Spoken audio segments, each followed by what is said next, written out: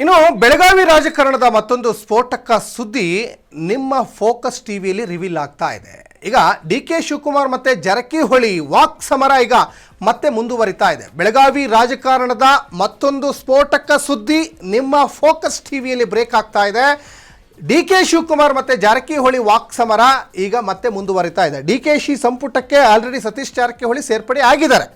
ಉಪಚುನಾವಣೆ ಗೆಲುವು ಕಾಂಗ್ರೆಸ್ ಗೆಲುವಲ್ಲ ಅಂತ ಸಾಹುಕಾರ ಈಗ ಹೊಸ ಬಾಂಬ್ ಹಾಕಿರುವಂಥದ್ದು.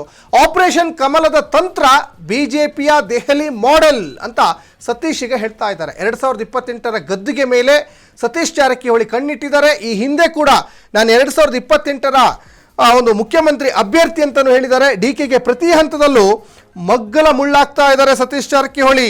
ಸಿದ್ದು ನಂತರ ಅಹಿಂದ ನಾಯಕತ್ವಕ್ಕಾಗಿ ಸತೀಶ್ ಹೋರಾಟವನ್ನ ಮಾಡ್ತಾ ಇದ್ದಾರೆ. ಸಿದ್ದರಾಮಯ್ಯನವರ ಅತ್ಯಾಪ್ತ ವಲಯದಲ್ಲಿ ಗುರುತಿಸಿಕೊಂಡಿರುವ ರಾಜ್ಯ ರಾಜಕಾರಣದ ಅತ್ಯಂತ ಸೈಲೆಂಟ್ ರಾಜಕಾರಣಿ ಅಂದರೆ ಸತೀಶ್ ಜಾರಕಿಹೊಳಿ. ಸತೀಶ್ ಜಾರಕಿಹೊಳಿ ಸಾಕಷ್ಟು ಸಂದರ್ಭದಲ್ಲಿ ಹೈಕಮಾಂಡ್ ಅನ್ನು ಭೇಟಿಯಾಗಿದ್ದಾರೆ. ಯಾಕಂದ್ರೆ ಅವರು ಕೆಪಿಸಿಸಿ ಅಧ್ಯಕ್ಷ ಸ್ಥಾನದ ಮೇಲೆ ಒಂದು ದೊಡ್ಡ ಕಣ್ಣನ್ನು ಇಟ್ಟಿದ್ರು. ಕೆಪಿಸಿಸಿ ಅಧ್ಯಕ್ಷ ಸ್ಥಾನ ನನಗೆ ಬೇಕೇ ಬೇಕು ಅಂತ ಸಿದ್ದರಾಮಯ್ಯನವರು ಮುಖ್ಯಮಂತ್ರಿ ಆಗಿದ್ದಾಗಲೇ ಡಿ.ಕೆ. ಶಿವಕುಮಾರ್ ಕೆಪಿಸಿಸಿ ಅಧ್ಯಕ್ಷರಾಗಿದ್ರಲ್ಲ, ಆಗಲೇ ಅವರನ್ನ ಕೆಳಗಡೆ ಇಳಿಸಬೇಕು ಡಿ.ಕೆ. ಶಿವಕುಮಾರ್ನ, ನನಗೆ ಆ ಸ್ಥಾನ ಬೇಕು ಅಂತ ಹೈಕಮಾಂಡ್ ಅಂಗಳದಲ್ಲಿ ಸಾಕಷ್ಟು ಚರ್ಚೆಯನ್ನು ಮಾಡಿದ್ರು. ಮತ್ತೆ ಈಗ ಸಿದ್ದರಾಮಯ್ಯನವರ ಪುತ್ರ ಯತೀಂದ್ರ ಸಿದ್ದರಾಮಯ್ಯ ಬೆಳಗಾವಿಯ ಒಂದು ಕಾರ್ಯಕ್ರಮದಲ್ಲಿ ಒಂದು ಭಾಷಣದ ಸಂದರ್ಭದಲ್ಲಿ ಹೇಳಿದ್ರು ಸಿದ್ದರಾಮಯ್ಯನವರ ಉತ್ತರಾಧಿಕಾರಿ ಸತೀಶ್ ಜಾರಕಿಹೊಳಿ ಅಂತ. ಆ ಸಂದರ್ಭದಲ್ಲಿ ಸಾಕಷ್ಟು ಚರ್ಚೆ ಆಗ್ತಾ ಇತ್ತು. ಮತ್ತೆ ಸತೀಶ್ ಜಾರಕಿಹೊಳಿಗೂ ಕೂಡ ಸಾಕಷ್ಟು ಮಾಧ್ಯಮದವರು ಪ್ರಶ್ನೆ ಕೂಡ ಮಾಡಿದ್ರು. ನಾನು ಈಗ ಆಕಾಂಕ್ಷಿ ಅಲ್ಲ, ಈಗ ಸಿದ್ದರಾಮಯ್ಯನವರು ಮುಖ್ಯಮಂತ್ರಿ ಆಗಿದ್ದಾರೆ, 2028ಕ್ಕೆ ನಾನು ತಯಾರಿಯನ್ನು ಮಾಡ್ಕೊಳ್ತಾ ಇದ್ದೀನಿ ಅಂತ. ಯಾಕಂದರೆ ಈ 2 ವರ್ಷದ ಅವಧಿಗೆ ಡಿ.ಕೆ. ಶಿವಕುಮಾರ್ ತೃಪ್ತರಾಗಲ್ಲ ಅನ್ನೋದು ಗೊತ್ತಿದೆ.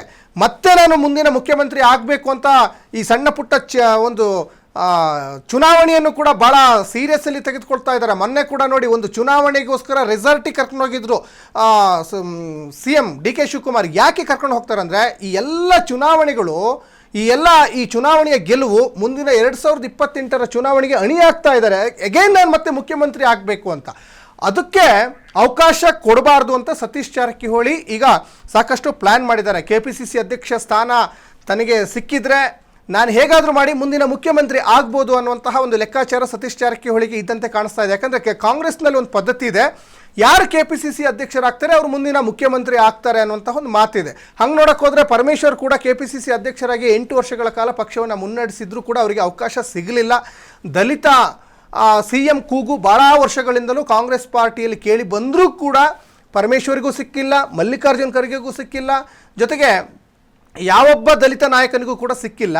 ಹಾಗಾಗಿ ಸತೀಶ್ ಜಾರಕಿಹೊಳಿ ಏನು ಪ್ಲ್ಯಾನ್ ಮಾಡ್ತಾ ಇದ್ದಾರೆ, ಏನು ರಣತಂತ್ರವನ್ನು ಹೆಣಿತಾ ಇದ್ದಾರೆ, ಅವ್ರದ್ದೇ ಆದಂತಹ ಒಂದು ಬಣ ಇದೆ. ಆ ಬಣದ ಒಂದು ಹೋರಾಟ ಯಾವ ರೀತಿಯಾಗಿ ಮುಂದುವರಿಸ್ತಾ ಹೋಗ್ತಾರೆ. ಯಾಕಂದರೆ ಅಹಿಂದ ಅನ್ನುವಂತಹ ಒಂದು ದೊಡ್ಡ ಅಸ್ತ್ರವನ್ನು ಹಿಡಿದು 2013ರಲ್ಲಿ ಸಿದ್ದರಾಮಯ್ಯನವರು ರಾಜ್ಯದ ಮುಖ್ಯಮಂತ್ರಿ ಆದರು. ಆ ಅಹಿಂದ ಕೋಟದಡಿ, ಆ ಅಹಿಂದ ಸೇನೆಯಲ್ಲಿ ಜಮೀರ್ ಅಹಮದ್ ಇದ್ದಾರೆ, H.C. ಮಾದೇವಪ್ಪ ಇದ್ದಾರೆ, ಜೊತೆಗೆ ಬೆಳಗಾವಿಯ ಸಾಹುಕಾರ ಸತೀಶ್ ಜಾರಕಿಹೊಳಿ ಇದ್ದಾರೆ. ಸತೀಶ್ ಜಾರಕಿಹೊಳಿಯವರ ಮುಂದಿನ ನಡೆ ಸಾಕಷ್ಟು ಕುತೂಹಲಕ್ಕೆ ಎಡೆ ಮಾಡಿಕೊಡ್ತಾ ಇದೆ. ಅವರು 2 ಮಾತನ್ನು ಹೇಳಿದರು. 2024ರ ಲೋಕಸಭಾ ಚುನಾವಣೆ ಆದಮೇಲೆ ಹೈಕಮಾಂಡೇ ನೋಟ್ ಬರೆದಿಟ್ಟಿದೆ ಕೆಪಿಸಿಸಿ ಅಧ್ಯಕ್ಷರ ಬದಲಾವಣೆ ಆಗಬೇಕು ಅಂತ. ಹಾಗಾಗಿ ಆ ಸ್ಥಾನಕ್ಕೋಸ್ಕರ ಭಾಳ ಪೈಪೋಟಿಯನ್ನು ಮಾಡಿದರು. ಕೊನೆಗೂ ಅದು B.K. ಹರಿಪ್ರಸಾದ್ ಪಾಲಾಯಿತು. ಈಗ ಅವರು ಡಿ.ಕೆ. ಸಂಪುಟಕ್ಕೆ ಸೇರ್ಪಡೆ ಆಗಿದ್ದರೂ ಕೂಡ ಅವರು ತೃಪ್ತರಾಗಿಲ್ಲ. ಅವ್ರಿಗೆ ಇನ್ನೂ ಕೂಡ ಸಾಕಷ್ಟು ಏನೋ ಒಂದು ದೊಡ್ಡ ಮಹದಾಸೆ ಇದೆ, ಅವರು ಮುಖ್ಯಮಂತ್ರಿ ಆಗಬೇಕು ಅನ್ನುವಂತಹ ಮಹದಾಸೆಯನ್ನು ಇಟ್ಕೊಂಡಿದ್ದಾರೆ ಅನ್ನೋದು ಅವರ ಇತ್ತೀಚಿನ ನಡವಳಿಕೆ, ಅವರು ಕೊಡುವಂಥ ಸ್ಟೇಟ್ಮೆಂಟ್ಗಳು, ಅವರ ಇತ್ತೀಚಿನ ನಾಯಕರುಗಳ ಭೇಟಿಯನ್ನು ಮಾಡ್ತಾ ಇರೋದ್ರಿಂದನೇ ಗೊತ್ತಾಗ್ತಾ ಇದೆ. ಜೊತೆಗೆ ಈ ಅಹಿಂದ ಅನ್ನುವಂತಹ ಅಸ್ತ್ರವನ್ನು ಕಟ್ಟಿ ಸಿದ್ದರಾಮಯ್ಯನವರ ರೀತಿಯಲ್ಲಿ ನಾನು ಕೂಡ ರಾಜ್ಯದ ಮುಖ್ಯಮಂತ್ರಿ ಆಗಬೇಕು ಅನ್ನುವಂತಹ ಲೆಕ್ಕಾಚಾರ ಇಟ್ಕೊಂಡಂತೆ ಕಾಣಿಸ್ತಾ ಇದೆ. ಒಟ್ಟಿನಲ್ಲಿ ಡಿ.ಕೆ. ಶಿವಕುಮಾರ್ ಇಡುವ ಪ್ರತಿ ಹೆಜ್ಜೆಯಲ್ಲೂ ಸತೀಶ್ ಜಾರಕಿಹೊಳಿಯವರು ಅಲ್ಲಿ ಒಂದು ಕಡೆ ಮಗ್ಗಲ ಮುಳ್ಳಾಗಿ ಪರಿಣಮಿಸ್ತಾ ಇದ್ದಾರೆ ಅನ್ನೋದ್ರಲ್ಲಿ ಯಾವುದೇ ಡೌಟ್ ಇಲ್ಲ.